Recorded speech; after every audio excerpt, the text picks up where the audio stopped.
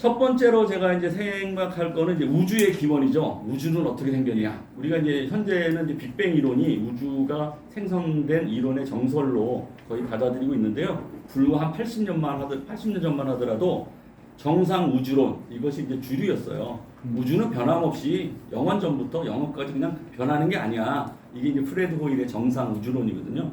근데 이제 에드윈 허블이라는 사람이 관측을 하다 보니까 우주가 점점 늘어나는데 이게 옛날에는 점점 좁은 데서 있었던 거 아니야? 그러다 보니까 굉장히 작은 영역에서부터 급격히 팽창한 걸로 생각이 되는데 뭐 이렇게 이제 얘기를 한 거예요. 그랬더니 이제 그 프레드 호일이 다소롭게 이제 비꼬는 말로 우주가 뭐 빅뱅이라도 했단 말이야? 뭐 이렇게 했는데 그게 이제 실제 이론의 이름이 돼버린 거예요. 그래서 빅뱅 이론이 이제 그렇게 돼버린 거고요. 여러분들 그 소방차 올 때 가까이 올 때요.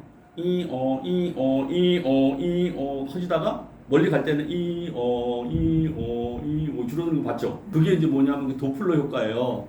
그게 파동이 앞으로 다가오면서 파동이 밀리면서 이 진폭이 커지고 주기는 짧아지면서 소리가 높아져요. 근데 이제 뒤로 물러나면서 그 파동이 흘러가면은 진폭은 줄어들고 주기는 길어지면서 소리가 낮아지는 거예요. 이런 들어왔죠?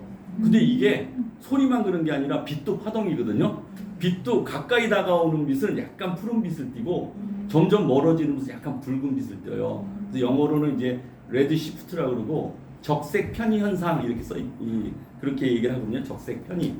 근데 이게 별을 관측하다 보니까 어떤 별을 관측하든 간에 전부 레드 시프트 현상이 일어나는 거예요. 그럼 무슨 얘기예요? 별이 나하고 점점 멀어지고 있네. 근데 이게 한 방향이 아니라 온 360도 방향이 다 멀어지네. 그럼 뭐야?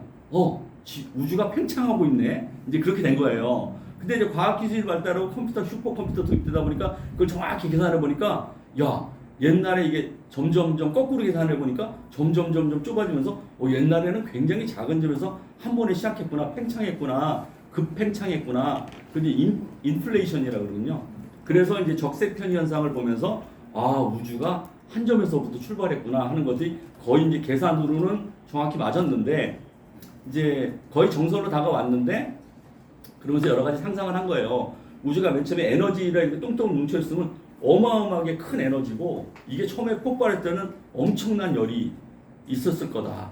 그리고 처음에 한 뭐 몇만 년 이내에는 그게 너무 뜨거웠고 너무 이제 그 에너지가 많으니까 수프처럼 죽처럼 이렇게 막 아무것도 못 빠져나가고 그러면 그 죽처럼 된 상태에서 그게 더 팽창했을 때 여기서 빠져나온 빛이나 여러 가지 마이크로파나 어떤 뭐 감마선, 알파선 이런 많은 그 광선들이 나올 텐데 그런 광선들은 어디로 갔을까 이제 그걸 궁금해했어요 사람들이. 1965년에 이제 그 전파를 이렇게 수집하는 어떤 장비를 만든 사람들이 있었나 봐요.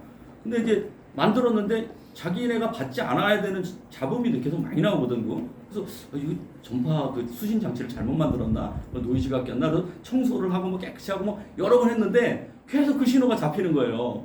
그래서 이 신호가 뭐지 추적하다 보니까 바로 이제 우주 배경 복사. 아까 이제 뜨거운 수프가 점점 식으면서 빠져나온 광선들이 거기서 잡히는 것을 발견하고 이게 거의 모든 방향에서 규진하게 관측이 되는구나. 그러면서 이제 빅뱅 이론이 이제 완전히 물리학의 정설로 자리 잡은 계기가 되었다.